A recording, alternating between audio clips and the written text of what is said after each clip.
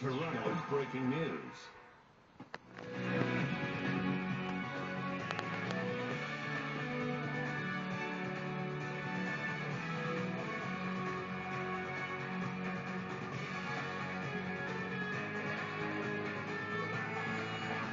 Okay, this is a fascinating story. My name is Stephen LeDrew. Dr.Jeffery Perl is a nephrologist at St. Michael's Hospital. He's here again with us. And Maria Jose Bowie is here. And I'm glad you're here. We're just hearing part of your story. It's a fascinating story. So tell us. It's a story of love and medical care. It's great. Tell us your story. I was born in South America. And when I was born, I was diagnosed with a disease that affects all of my abdominal organs, including my kidneys, my lower spine. So when I was born, they said the best option for survival was sick kids. Since then, I have had 40 major surgeries at sick kids. And wow, in 2000, 40. What a survivor you are. Thank you. And then in 2001, my mom gave me a kidney.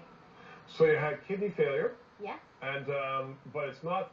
Was that through disease or is that through? Just complications. It was complications. At birth, they noticed that there was reflux in the kidneys, which is when urine is backing up from the bladder to the ureters. Yeah. So then your mom donated one of her kidneys, yes, healthy kidneys. And now though you're waiting for another transplant. Yes. Why? February last year, overnight my organ failed, and I was put back on dialysis full time, and needed a new kidney. And so what's the situation now? After needing a new kidney, you have one. Well, originally the thought was to go on the waiting list, which for me would have been 7 to 9 years.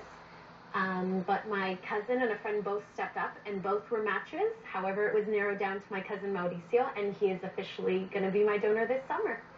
And so why are they waiting for this operation to take place? My cousin needed to lose a bit of weight. He has lost 75 pounds since August, which is amazing. And I'm going to need drug therapy a few months before transplant. It's a great act of love for someone to donate one of their kidneys. That's tremendous. It's amazing. And it's great that you're here smiling and full of life. Yeah. I mean, that's amazing too. Jeffrey, when you talk about kidney failure, I mean, is that is that part of the game? With a transplant, yes. Well, for some patients like Maria Jose, who develop kidney failure at a fairly young age, hopefully have a long life to live. And for many patients, they may actually outlive their own kidneys or the transplanted kidney that they have. So we do have a fair number of patients who have to go on the wait list for a second kidney transplant. And despite the fact that the number of dialysis patients is increasing in Canada quite substantially, the number of deceased donor kidneys that are becoming available are still quite similar to the rates of 1990, to what we're seeing right now. So let's just explore that for a second. Deceased donor for kidneys. Right. So in Maria Jose's case, luckily she's had a family member step forward to give her a kidney. But for many patients, that isn't an option, and they have to go on the waiting list to wait for a deceased donor, or formerly called a cadaveric kidney, from someone who signed their organ donor card and has allowed, after an accident, their organs to be donated for transplantation. So that's something that we should just make more aware. People should, just sign those donor cards. Yeah, if you haven't signed your card already, you should definitely sign it. We're in a dire shortage of organs, and organs save lives, particularly kidney transplant save lives. And so, I mean, what are the stats on that? I don't know if you have them at your fingertip, not the details, but are Ontarians generous for organ donors? I mean, as far as other places in the world, no?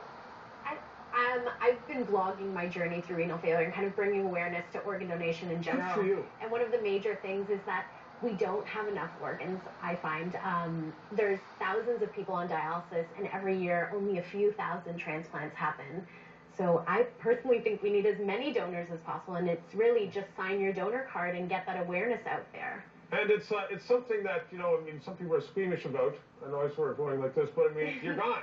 You're finished. Right. And so there's nothing like giving life to somebody. Not only that, one body saves tons of lives, not just kidneys. We're talking about livers and lungs and hearts and tissue as well. So we stand to save multiple lives if we sign our organ donor cards. So that's the first thing. Secondly, there's a bit of a misconception about dialysis. People think, well, you're on dialysis, so that's fine.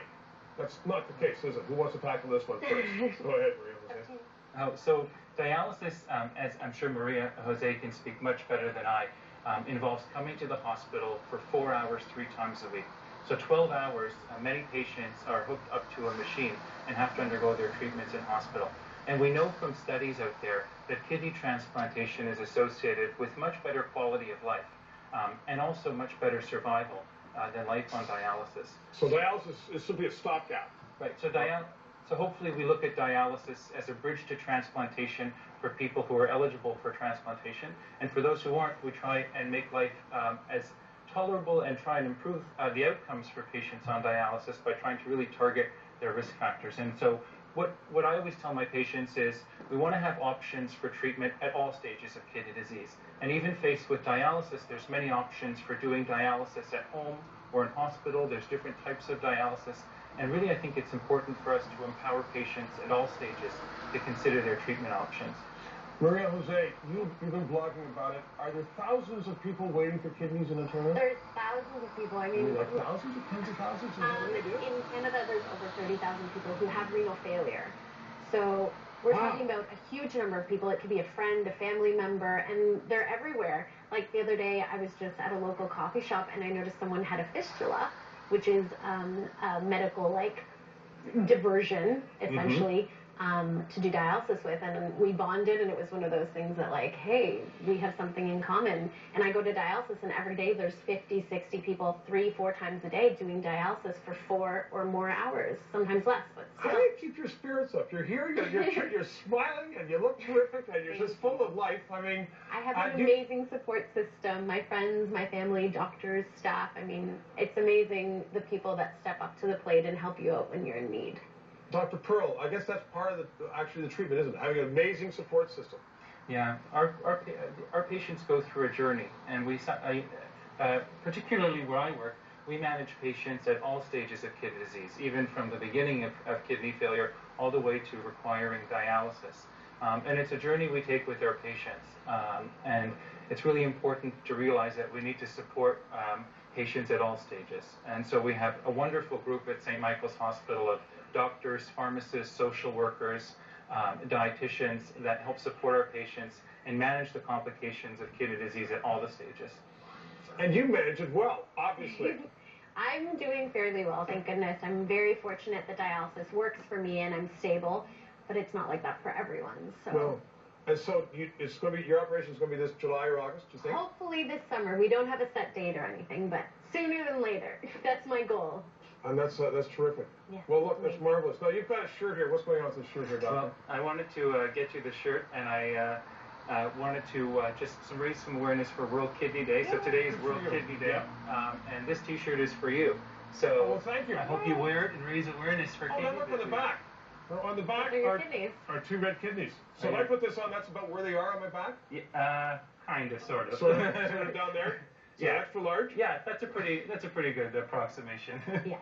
That's fantastic. And so is it every year? Is it on March the 10th? Every year it's in March, and March is Kidney Awareness Month, and so the Kidney Foundation has their March annual drive where they're going to go door to door raising money. You can find out more at their website at kidney.ca. Perfect. And you two have done a great job of raising awareness, so thank you very much. And good luck this summer to you. Thank you so much. You're terrific. Okay, we're going to take a break and come back with what more were they thinking when they did that? Stay with us. You're terrific.